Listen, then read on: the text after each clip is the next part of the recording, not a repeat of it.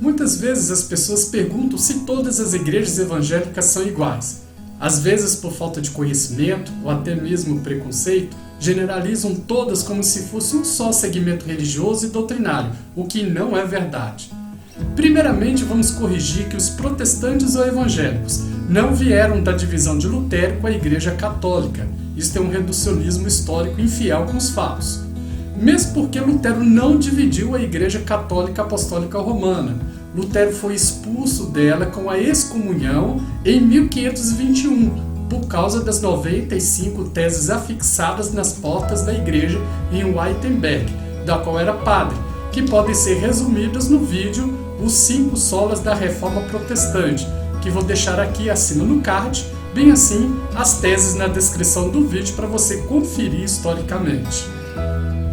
Com o início da Reforma Protestante e sua expansão pelo mundo, chegamos a 4 segmentos evangélicos que podem ser resumidos da seguinte forma aqui no Brasil, que são: primeiro, protestantes históricos, os tradicionais; segundo, protestantes históricos, os renovados; terceiro, evangélicos pentecostais; e quarto, evangélicos neopentecostais. Vamos conhecer a diferença de cada uma delas? Não se esqueça de se inscrever em nosso canal. Primeiro, protestantes históricos, os tradicionais. Surgiram no século XVI. Essas denominações são provenientes da Reforma Protestante, tendo seu precursor Martinho Lutero, que se mantiveram em sua base doutrinária, que são resumidos nos 5 solas. Elas possuem confissão de fé, é um resumo doutrinário que expressa sua fé, um documento denominacional, da qual abordei em vídeo anterior sobre a importância da confissão de fé para você escolher a sua igreja. Basta você também assistir o vídeo que coloquei aqui em cima no card. Liturgia, o grau é alto, definida e organizada com antecedência, a fim de ter passos bem específicos nas suas celebrações religiosas. Forma de governo, congregacional, que são igrejas dirigidas por assembleias e poucas episcopais, dirigidas por um líder. Teologia, exige-se a formação teológica de seus pastores. O exemplo dessas igrejas nós temos como protestantes históricas as igrejas luteranas, congregacionais, presbiterianos, metodistas e batistas. Segundo, protestantes históricos, os renovados.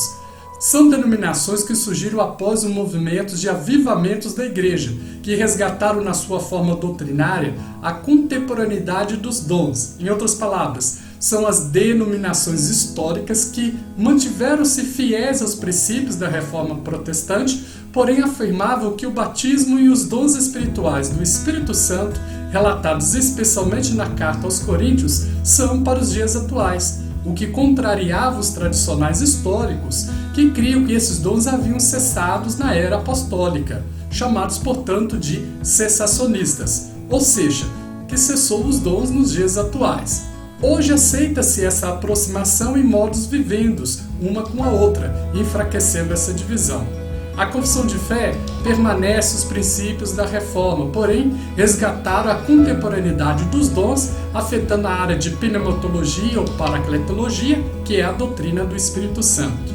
A liturgia tem um grau médio, organizada com certa flexibilidade para dar espaço à comunidade na sua expressão de adoração carismática.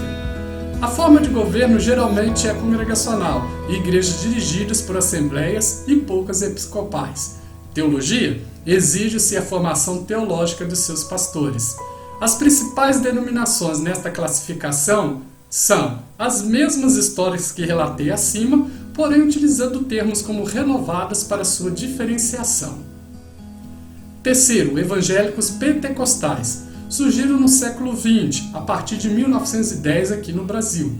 Os evangélicos pentecostais foram os provenientes do movimento pentecostal que se iniciou nos Estados Unidos no século XX, conhecido como o movimento da Rua Azusa. Esses dão ênfase nas manifestações espirituais, conhecidos como glossolalia, ou seja, falar em línguas estranhas, e ênfase na batalha espiritual, ou seja, a luta entre os anjos e os demônios, que afetam a vida da humanidade. Confissão de fé. Pela origem do movimento, por ser uma experiência subjetiva, dava um ênfase maior na experiência espiritual do batismo do Espírito Santo e dos dons carismáticos, do que em confissões doutrinárias pré-estabelecidas. Somente mais tarde eles se organizaram para defender pontos de sua confissão, para defender o movimento afetando a área de paracletologia ou pneumatologia, que é a doutrina do Espírito Santo, escatologia, que é a doutrina das últimas coisas, e angelologia, que é a doutrina dos anjos. Liturgia tem um grau baixo, organizado com muita flexibilidade para dar espaço à comunidade na sua expressão de adoração carismática. Forma de governo episcopal, ou seja, governada por um líder. Teologia, não existe formação teológica de seus pastores. As principais denominações dessa categoria são Assembleia de Deus, Deus é Amor, Congregação Cristã do Brasil, Igreja Quadrangular e todos os segmentos de igrejas pentecostais diversas. Quarto, evangélicos neopentecostal. Surgiram no final dos anos de 1970. Os neopentecostais são dissidentes das igrejas pentecostais. Dão ênfase no ensino da bênção e da maldição e a teologia da prosperidade. Confissão de fé. Não dão ênfase a uma confissão de fé pré-estabelecida e muito menos com os princípios da reforma. Portanto, não serão classificados aqui neste vídeo como protestantes. Liturgia, grau baixo. O culto gira em torno de ênfase às campanhas que exemplificam o sacrifício para a obtenção das bênçãos divinas. A forma de governo geralmente é episcopal, ou seja, governado por apenas um líder. Teologia, não se exige formação teológica de seus pastores. As principais denominações desse segmento são Igreja Universal do Reino de Deus, Igreja Internacional da Graça de Deus, Igreja Mundial do Poder de Deus, Comunidade Evangélica Sara Nossa Terra, Igreja Renascer em Cristo e outras. Para finalizar, então não cometa esse erro de dizer que todas as igrejas protestantes ou evangélicas são iguais, pois não são, como eu provei acima. Diferenças claras, desde a sua confissão de fé, liturgia, ênfase doutrinária e formas de governo, são fundamentais que distinguem uma das outras. Então, ao visitar algumas delas, perceba a forma litúrgica ou a ordem do culto e tenta discernir historicamente qual o segmento que elas professam. Um aviso importante: nem sempre a igreja que tem um determinado nome denominacional realmente professa o que ela indica, pois o sincretismo, ou seja, a mistura de vários elementos de outras religiões, pode estar presentes anulando a sua real identidade e confissão de fé. E você somente vai descobrir isso ao analisar a liturgia do culto, as pregações de seus dirigentes e conhecendo a confissão de fé de cada uma delas com antecedência, e você mesmo fazer sua análise pessoal e histórica.